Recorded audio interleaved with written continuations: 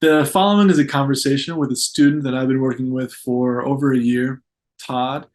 He's originally from Seattle, Washington, so he's from the United States, and he's learning Spanish from Mexico. He's a really passionate language student, and I hope we have a lot to share with you. Enjoy. Oh, righty. I'm excited about this.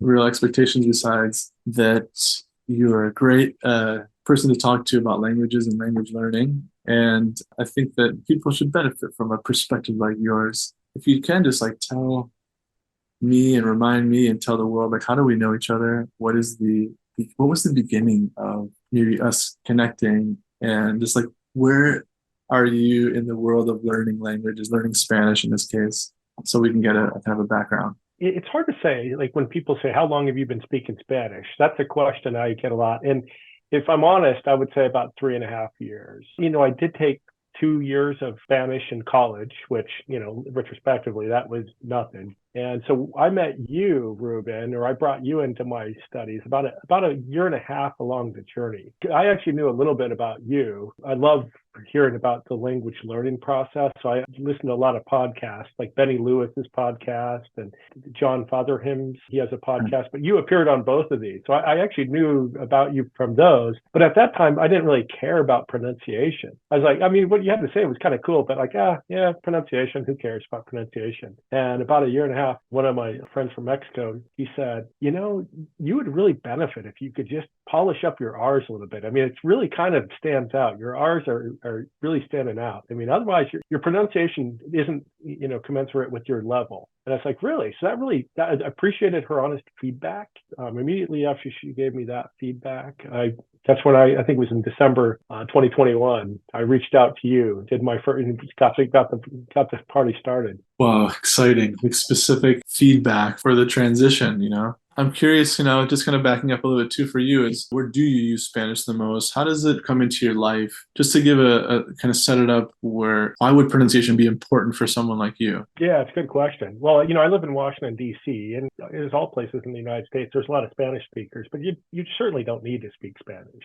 So for me, why I like Spanish, why I'm down this path, it's really been a great path. I mean, again, on day one, I didn't know this is where I would take it, but I like to travel to Mexico. That's where it really motivates me. When I go to Mexico a lot, and when I go, that's kind of what reminds me, yeah, this is why I'm doing this. And a lot of times when I'm in Mexico, you have to speak Spanish. I mean, a lot of the places, they don't speak English. Even if they do, you're not going to get the same cultural experience. So that's what my motivation comes. But here in Washington, D.C., there's a lot of Spanish speakers, a lot of opportunities I can practice with them. But if your pronunciation's a little off, that's a lot of times that Spanish speaking person is going to switch to English because they're like, this guy doesn't know Spanish very well. And so I found that people tend to not switch to English as frequently as they used to when I was a beginner. So I didn't want them to speak to English. It's like, I need to practice my Spanish. And so that's one big noticeable. What do you find unique about my approach to addressing or to acquire a particular accent in another language? Well, definitely the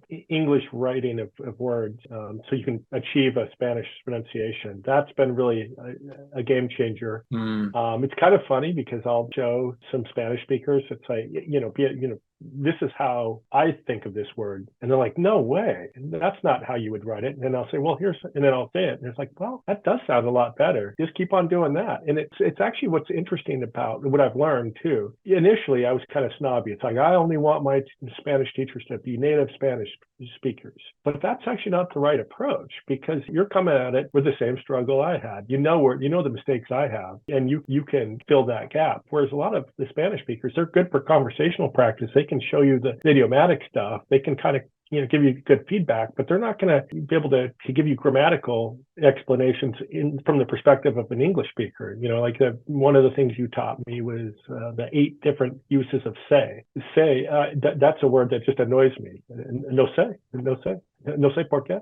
I mean, I don't think there's that many people that have that an ear like you do. I always admire you for that because it's rare to find a Ruben in the world that can really hone in on the pronunciation. So on the pronunciation side, it is quite special, and the feedback is really, really, really fine feedback, and it's hard to even get to the level of detail. And even when I I like how you dig in too. Sometimes when I think I've done it good and maybe I've improved, you're still going to get that last 5%. You're going to say, yeah, Todd, that's on a scale of 1 to 10, that's a 9.2, but let's get up to a 9.6, 9.7. It's better. You're making progress, but you're still, and that's good, because I don't want to be 1.2, and we're going to be doing this. Let's do it right. I'm curious, we're talking about some fun successes, and I should remind folks that this is Español, the system of using English spelling to write a Spanish pronunciation, is one of my favorite creations ever. It involves creative use of our English alphabet and patterns of spelling to replicate or even facilitate the understanding of how a Spanish speaker would pronounce a word in Spanish by using English. Can you think of a quintessential example of Español? Oh, yeah. Oh, for sure.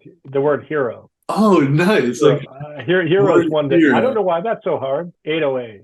808. 8, the number 8, O, and the A, the letter A. 808. 808. 808. And like you do that, it's like it clicks. 808. 808. 808. That was a good one. Yeah. Yeah. We have a whole list of these. You and I have started doing a whole document. Well, you started doing this first, and I was just like, we should organize this. There should be a dictionary. It should be coming out soon. Maybe if you're watching this, it's already out. Oh yeah, for sure. Yeah, I probably have maybe 50 words that I just started accumulating them from our chats, and I just, how do I say hero again? And then they go back 808, 808, 808. And you have a video that is a good one, but for just to lose the trace. Most of the gringo Spanish.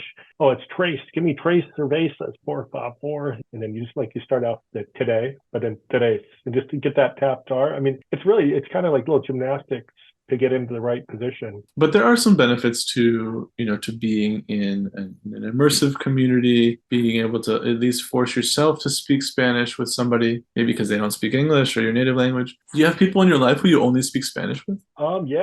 Yeah, definitely. My girlfriend and her family, my mother-in-law. My Spanish is better than her English, so it's better to talk with her.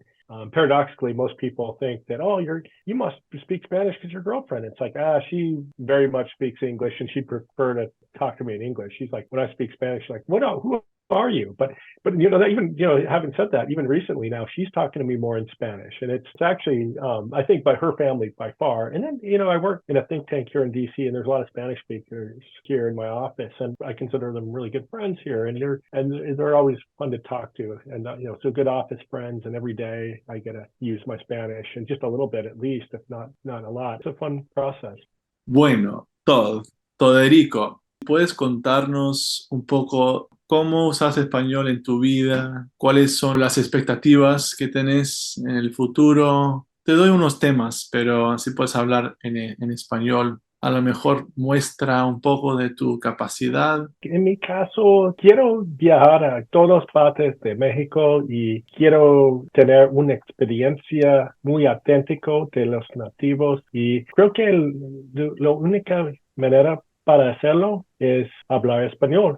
Así que este es mi propósito y mi objetivo. Y de hecho, más que nada, y cuando tienes conexión con la gente, ni se diga, es una cosa que me gusta mucho. Bueno, tenés un nivel increíble, tenés un nivel bastante bueno, ¿no? Intermedio, digamos, y falta cosa de la gramática, pero seguís la conversación, podés continuar, responder. Creo que me parece que tenés una comprensión mejor que podés producir frases y representarte con frases idiomáticas y cosas modismos de México. Pero bueno, es impresionante, y para mostrar a la gente, we can go back to English for a moment. Yeah. How does that control and that theoretical practice give you hope or give you confidence for the future, the next several months or even years of learning and practicing Spanish? Well, it's definitely made it fun. And I think that's the thing too, because at first, I viewed the pronunciation thing as a chore or something like, okay, let's just get this done. And actually, it's turned out to be quite fun. I mean, and really, and then I got back from Prague not too long ago, and I just went on a little side trip with my language learning just to kind of learn Czech for 2 months. The goal was just to get as good as I could in 2 months, which, now I know I wasn't going to get that good in 2 months. And what I did for that, I mainly focused on the pronunciation. And I think that side of it is really fun. I just wanted to ask if there's anything else, things that you would say to a Spanish learner that's trying to sound more native, it's trying to do what you're trying to do. Now that you had some training, you've been in this, you have that desire, what would you tell them? I would say get started today. If you're not focusing on the pronunciation, do that the sooner the better. Because I wish I would have done that from day one, the pronunciation. And just like I was just telling you, I studied Czech for a little bit. The first thing I started in that was the pronunciation. I just, forget everything else. And I think you've said it best. People can mistake your level. I think you're learning Polish right now, and your level's not very high because you just started. But you could probably have someone at a B1 level with poor pronunciation. And then here's Ruben, with the phonology, and you're going to sound like more. Now that's going to fade off pretty soon, but at least your first impressions are going to be pretty good. And I think that is so important on the pronunciation side. I mean, how I drew it up, it's kind of funny. Working with you've kind of changed my mindset a little bit, and it's how I approach things. And I think any good language learner kind of has your mindset, and now I'm kind of in that area too. But most people, I think, approach things too big. The challenge, you're not going to speak Spanish overnight. For me, it's like I'm going to really just nail this paragraph, and I'm going to read.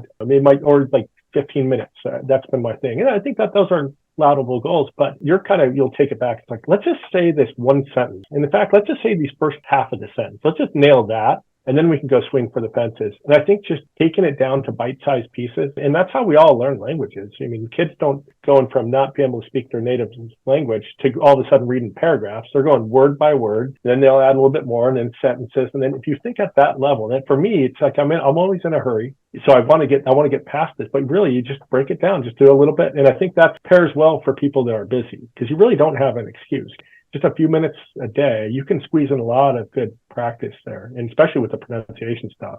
If your challenge is to do grammatical study, I don't know how effective it is unless you're just using a reference approach just to spend 5 or 10 minutes. I mean, certainly that might be a good approach if you're just doing reference, but for pronunciation, 10 minutes can be quite effective. And so that's one thing I've learned from working with you. Yeah. Well, that's why you're the man. That's why I vibe with you, and why it's important to chat with folks like you too, just to see what we can learn. Because I've learned a lot today, even though I've known a lot of it. Kind of reinforce some things, and I appreciate you sharing this perspective with me and with whoever might see this. Todd, sos lo más. Yeah, no, it's fun. That was good. It was like, I love talking about languages. So yes, I'm so happy we did this too. Thanks again.